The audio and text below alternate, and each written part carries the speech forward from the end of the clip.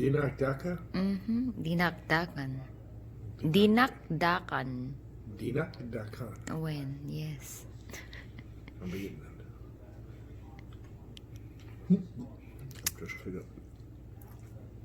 It's good. It's very good. It's spicy too. I love it. It's hot.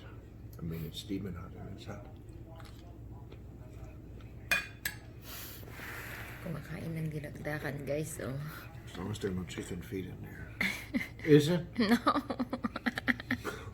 No chicken feet.